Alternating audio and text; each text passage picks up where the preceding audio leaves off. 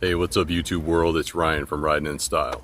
And today I'm gonna admit something that I purchased on a Facebook ad that I saw, and I thought, you know what, based on what I went through when my car was shipped here, I don't know if y'all remember when it was getting offloaded from the tow truck, there was like some lower bumpers scrapage that happened, and if it wasn't for the easy lip that I had on the front, it could have probably been a lot worse.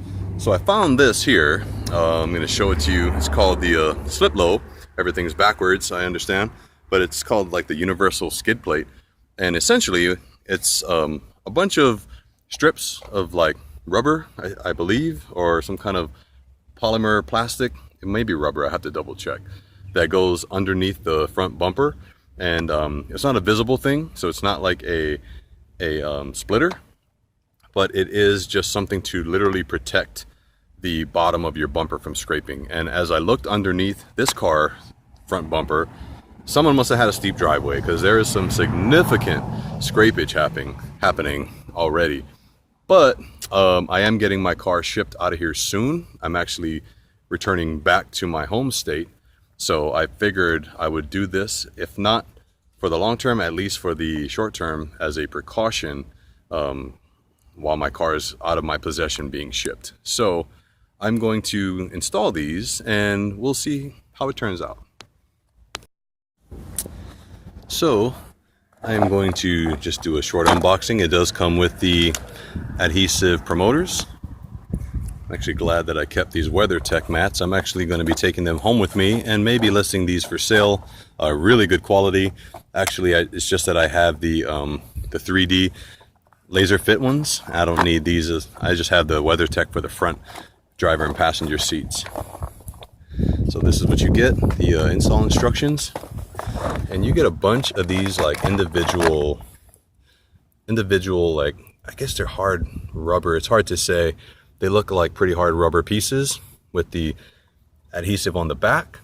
And funny thing is, these actually match the gloss black theme that I have going with the car, but you won't be able to see these. That's the point, is they are going to go underneath, and you just put like as many strips as you need.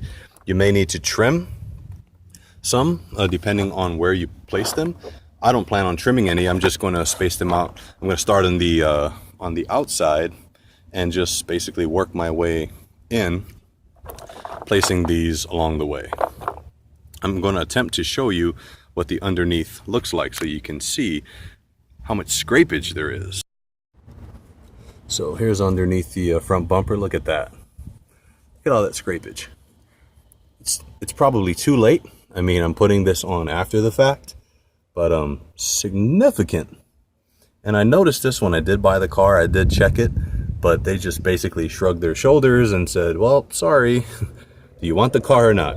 So I'm like, of course I want the car.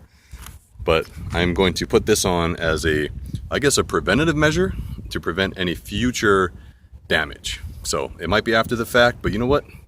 Better late than never. So this is what it looks like so far. It's hard to see. It's such a low, I think these Hellcats are lowered, but you can just basically put them along, and I think it looks pretty decent so far, considering the damage that has already occurred. And here's the rest of it. Just decided to double up in the front, and they gave me the perfect amount to round off the outside right there. I think it came with 12 strips. If this is something you're thinking you may be interested in or you could use, here is the information there. Again, I got this off of a Facebook ad, I believe. Got to be careful with those Facebook ads. But that's the info there. I guess a free shout out to them. And I like what it's designed to do. Yeah, so far the adhesive is stuck. There's the trash. And hopefully it lasts.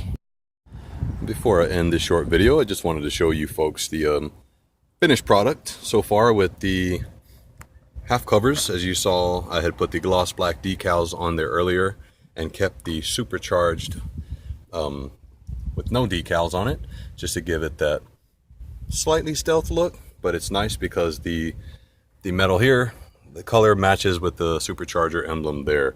So this is the engine base so far.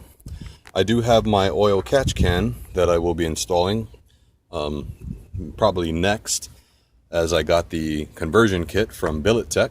So that is next on my list of things to do. And that's pretty much it for this short video. Alright guys, it's that time again. I need to say goodbye to the Hellcat. It's going to be getting loaded onto this truck so it can be shipped back home. Cooking and such. I wasn't out there, but that's what I saw. So we're just doing the pre-shipping inspection here.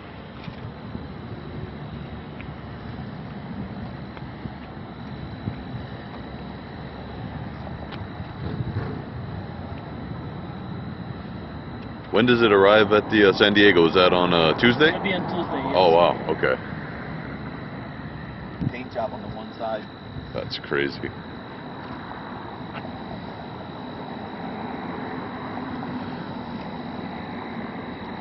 Thanks to my man Jaden out here. He's giving me a ride back because officially after this I am carless once again until we meet again.